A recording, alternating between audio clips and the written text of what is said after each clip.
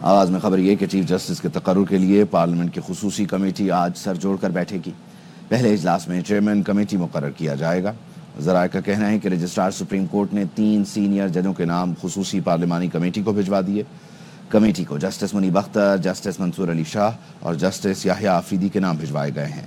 12 رکنی committee 3 senior ترین ججوں میں سے کسی ایک کا بطور چیف جسٹس انتخاب کرے گی۔ 3 سینئر ججوں میں سے ایک کو چیف جسٹس بنایا جائے گا۔ پیپلز پارٹی کے سینیٹر فاروق ایچ نائٹ کا کہنا ہے جوڈیشل کمیشن ابھی تشکیل نہیں پایا، اس لیے 3 دن میں نام دینے کی شک شامل کی گئی ہے۔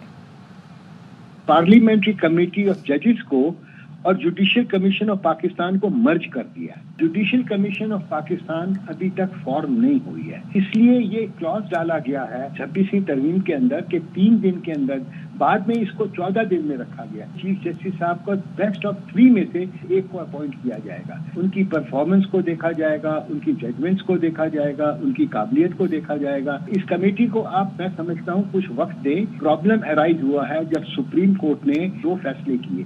ایک آرٹیکل 63A کے اندر انہوں نے کہا کہ ووٹ کاؤنٹ نہیں ہوگا۔ یہ آئین میں کہیں نہیں لکھا ہوا کہ ووٹ کاؤنٹ نہیں ہوگا۔ سب کو علم ہے کہ سپریم کورٹ ڈیوائیڈ ہو گیا ہوا ہے۔ ان سب چیزوں کو مد نظر رکھتے ہوئے ہم کو انتظار کرنا چاہیے کہ یہ جو امینڈمنٹس آئی ہیں کیا یہ ملک کے لیے بہتر ہوں گی کہ نہیں۔ 26ویں آئینی ترمیم کے خلاف احتجاج کریں گے۔ سینئر ترین جج کو چیف جسٹس نہ بنایا تو پورا پاکستان بلاک کر دیں گے۔ وزیر اعلیٰ خیبر پختونخوا علی امین گنڈاپور کہتے ہیں یہ حکومت عوام کے بجائے اپنی ذات کے لیے فیصلے کر رہی ہے۔ وزیر اعلیٰ پنجاب پر بھی کڑی تنقید کی۔ یہ جو ایک غیر آئینی ترمیم پاس کی گئی ہے اس کے خلاف احتجاج بھی کریں گے۔ اگر وہ سینئر جج کو چیف جسٹس نہ بنایا گیا تو ایک اور احتجاج کا ہم پلان بنائیں گے۔ ہم پورے پاکستان کو بلاک کریں گے اور آگے بڑھیں گے اسلام آباد کی طرف۔ اور احتجاج جب تک جاری رہے گا جب تک اب اس حکومت سے ہم جان نہیں چھڑاتے، کیونکہ یہ حکومت اب 25 کروڑ عوام کے بجائے اپنی ذات کے لیے فیصلے کر رہی ہے۔ اپنی گورننس ٹھیک ہوتی نہیں ہے۔ اب ایک کالج کا ایک مالک ہے، اس کے کالج میں ایک حرکت ہوئی ہے، اپنا ایجوکیشن منسٹر کھڑا ہوئے کہہ رہا ہے کہ یہ کام ہوا ہے، اور وزیر اعلیٰ صاحبہ کہتی ہے کہ جی یہ کام پی ٹی آئی نے کیا ہے۔ کچھ تو شرم کر لو۔ کسی صوبے کے اوپر اس طرح کا الزام لگانا کہ دہشت گردی صوبے میں ہوتی ہے، دہشت گردی کا مقابلہ یہ صوبہ کر رہا ہے، اس طرح کے گھٹیا الزامات لگانا میرے خیال میں کم از کم زیب نہیں دیتا۔ اور مریم نواز جو ہے تو وہ تو اسی صوبے کی بہو ہے، تو کچھ شرم کرو۔ اس صوبے کی بہو ہو کر تم لگی ہوئی ہو، پھر پیچھے وہ 2 تم نے عورتیں چھوڑی ہوئی ہیں، سارا دن ٹاں ٹاں ٹاں ٹاں کر رہی ہے۔ جو انہوں نے ایک راستہ بنایا ہے کسی کے گھر میں گھسنے کا، کسی کی عزت پہ ہاتھ ڈالنے کا، اغوا کرنے کا، یہ بھول رہے ہیں کہ یہ راستہ آپ نے گھر کے لیے نکالا ہے۔ آپ کا گھر بھی سے محفوظ نہیں ہے، اور انشاءاللہ ہم بدلہ لیں گے، ہم چھوڑیں گے نہیں۔ 26ویں آئینی ترمیم معاشی سیاسی استحکام اور عوام کی ترقی اور خوشحالی کے لیے سنگ میل کی حیثیت رکھتی ہے۔ اس کے نتیجے میں عام آدمی کو آسانی حاصل ہوگی۔ آئینی ترمیم پاکستان کے استحکام کے لیے مثبت ثابت ہوگی۔ وفاقی کابینہ کے اجلاس سے خطاب میں وزیر اعظم شہباز شریف نے کہا کہ بڑی انتھک محنت اور مشاورت کے بعد آئینی ترمیم کے لیے ڈرافٹ منظور کیا گیا۔ جس کے قانونی معاملات عدالتوں 12 سال سے لٹکے ہوئے ہیں، یہ جو آئینی ترمیم ہوئی ہے عام آدمی کو آسانی حاصل ہوگی۔ اس میں بے پناہ مشاورت ہوئی، تمام سیاسی زعماء سے انتھک محنت کے ساتھ ہر ایک شق کے اوپر بحث تحمیز کے بعد ڈرافٹ منظور کیا گیا۔ 26ویں آئینی ترمیم پاکستان کی ترقی، خوشحالی اور استحکام کے لیے مؤثر اور مثبت انشاءاللہ ثابت ہوگی۔ ایس سی او کانفرنس کے حوالے سے بھی آپ سب کو مبارکباد پیش کرنا چاہتا ہوں۔ اس میں بھی آپ نے میری بھرپور معاونت کی، بہت کامیاب پاکستان کے لیے کانفرنس ثابت ہوئی۔ اس سے پاکستان کا امیج ہے وہ دنیا میں بڑا، پاکستان کو اللہ تعالیٰ نے عزت عطا فرمائی۔ سب کی اجتماعی کاوشوں سے اللہ تعالیٰ کرے گا کہ پاکستان آگے ترقی کی طرف تیزی سے رواں دواں ہوگا۔ عوام کو اور خاص طور پر جو صاحب حیثیت ہیں، آج وقت ہے کہ وہ اپنے غزہ اور لبنان کے بھائیوں اور بہنوں کے لیے وزیر اعظم ریلیف فنڈ میں جو بھی رقوم جمع کرا سکتے ہیں اپنے خوش دلی سے وہ کرائیں۔ بانی پی ٹی آئی کی بات غلط ہے۔ Chairman PTI barrister Gohar کہتے ہیں پارٹی متحد ہے، کوئی فارورڈ بلاک نہیں۔ اسپیکر صاحب نے نام مانگے تھے جو ہم نے دے دیے تاکہ ہمیں پروسیس سے باہر نہ کر دیا جائے۔ ساتھ ملے تھے اور کوئی ایسی بات نہیں ہوئی تھی۔ پاکستان تحریک انصاف متحد ہے، اس میں کوئی فارورڈ بلاک نہیں ہے۔ سب کا لیڈر کل بھی تھا، آج بھی ہے، پرسوں بھی ہوگا، وہ خان صاحب۔ آزاد عدلیہ لازم ملزوم ہے بہترین ریاست کے لیے۔ اسپیکر صاحب نے لیٹر لکھا تھا، اس نے چیئرمین کو بھی لیٹر لکھا تھا، ہمیں کہا گیا تھا اس ٹائم فریم کے اندر آپ ہمیں نام دے دیں، ہم نے نام دے دیے تھے۔ ایسا نہ ہو کہ اگر ہم فیصلہ کریں تو پھر ہمارے نام نہ ہو اور ہمیں آؤٹ کیا جائے پروسیس سے۔ لیکن رات کو پولیٹیکل کمیٹی کا فیصلہ ہوا تھا، اگر پولیٹیکل کمیٹی فیصلہ کرے کہ ہم نے نہیں جانا تو ہم نے نہیں جانا ہے۔ ہمارے انسٹرکشن وہی ہے جو خان صاحب دیتے ہیں۔ ہم بڑی پولیٹیکل پارٹی ہیں، ہمارے ریزرو سیٹ ہے وہ سپریم کورٹ کے آرڈر کے مطابق، تو ہمارے 2 نہیں ہمارے 3 ہونے چاہیے۔ ہم نے کوئی تفریقہ نہیں کیا کہ یہ ہمارا جج ہے، یہ اس کا جج ہے، جو سینئر ہو وہ قانون کے مطابق آگے۔ انتظار پنجوتا کی اس کی ہم مذمت کرتے ہیں۔ بی این پی مینگل کے منحرف سینیٹر قاسم رونجھو سینٹ کی رکنیت سے مستعفی ہو گئے۔ سینیٹر قاسم نے سیکرٹری سینٹ کو استعفیٰ جمع کرا دیا۔ قاسم رونجھو سینٹ میں بی این پی مینگل کے پارلیمانی لیڈر بھی ہیں۔ بی این پی مینگل کی سینیٹر نسیمہ احسان اور قاسم رونجھو نے آئینی ترمیم کے لیے ووٹ دیا تھا۔ سردار اختر مینگل نے دونوں سینیٹر سے استعفیٰ طلب کیا تھا۔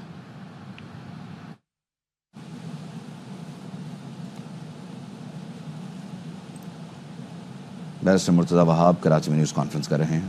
تینوں کی وابستگی کسی سیاسی جماعت سے نہیں ہے، انڈیپینڈنٹ مائنڈڈ کمپٹنٹ جج حضرات ہیں جنہوں نے اپنے فیصلوں سے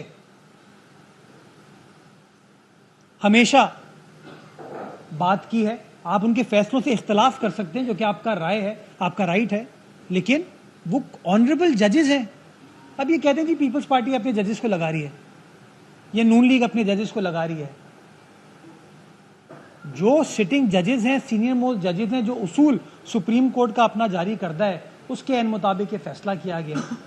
خدا را چیزوں کو پولیٹیسائز نہ کریں۔ 4 بجے غالباً اس کمیٹی کا اجلاس بلا لیا گیا ہے، 12 ممبران اس کمیٹی کا حصہ ہوں گے، اور اس ترمیم میں اصولاً تو لکھا جاتا ہے بائی میجورٹی فیصلہ ہوگا۔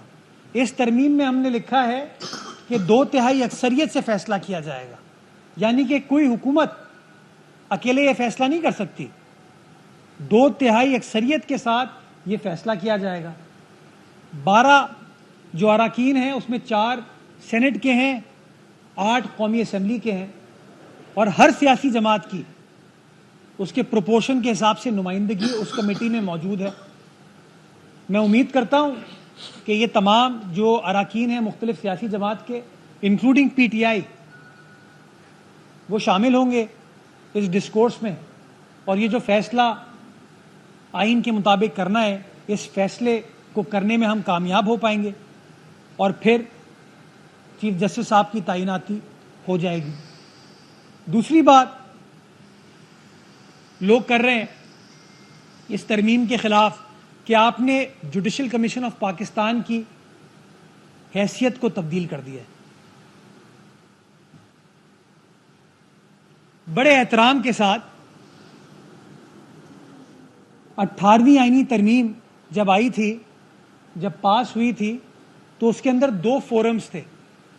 ایک فورم بنا جوڈیشل کمیشن آف پاکستان اور دوسرا فورم بنا پارلیمنٹری کمیٹی۔ جوڈیشل کمیشن فیصلہ کرتی تھی جج صاحبان کی تعیناتی کا، اور اس کی توثیق کے لیے وہ معاملہ پارلیمان آتا تھا، اور پارلیمان کی منظوری کے بعد وہ جج صاحبان تعینات ہو جاتے تھے۔ ایک بڑا اچھا بیلنس طریقہ تھا کہ انڈیپینڈنٹلی سارا کام ہو اور پارلیمان کی اوور سائٹ ہو اس کے اندر۔ ایک کیس فائل کرایا گیا افتخار چودھری صاحب کے زمانے میں، معمول تھا یہ، جب ان کو کوئی چیز ناگوار گزرتی تھی تو یا تو سو موٹو پہ فیصلہ کر دیتے تھے، یا کوئی پٹیشن فائل ہو جاتی تھی اور اس کے اوپر فیصلہ آ جاتا تھا۔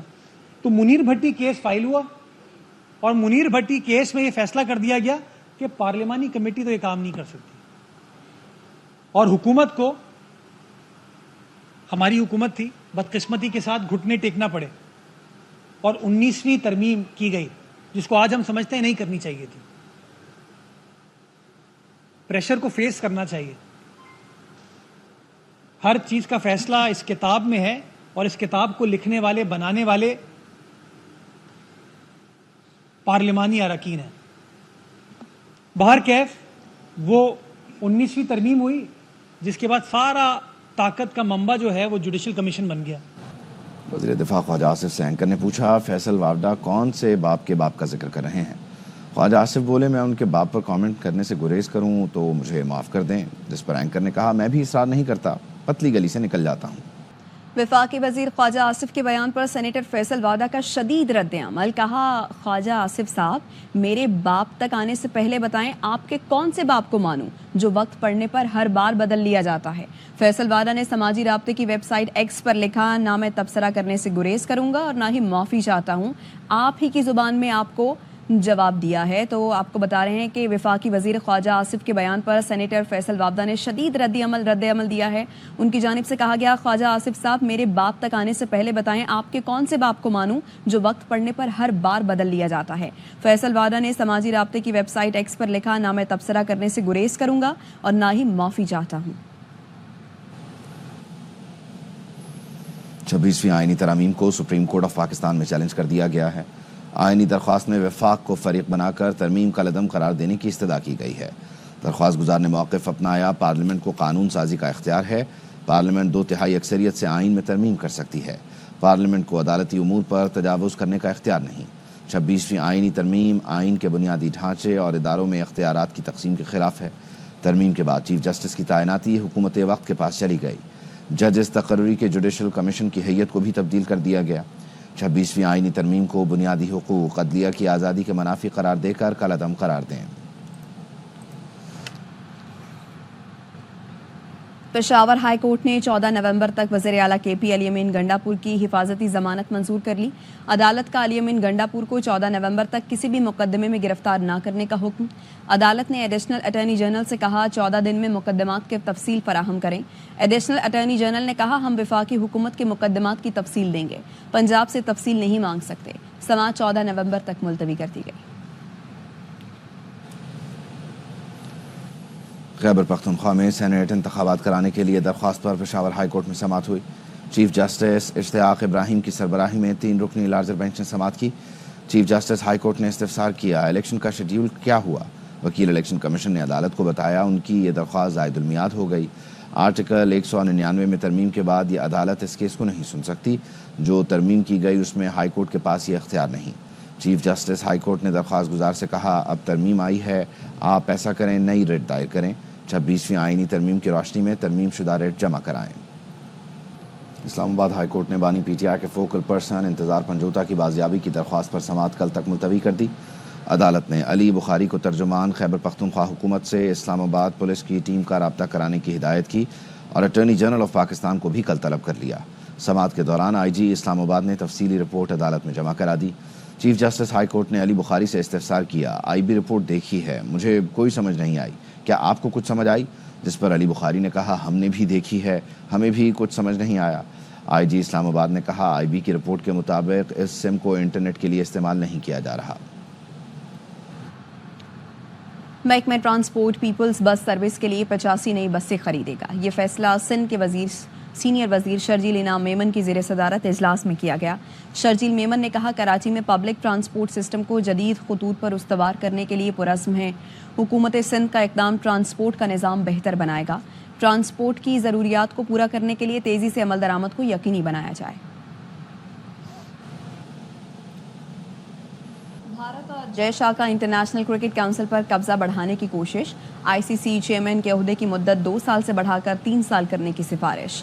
جے شاہ 3 سال کی 2 ٹرم کرنا چاہتے ہیں۔ ایک بریک کے بعد حاضر ہوں گے نیوز ہیڈ لائنز کے ساتھ۔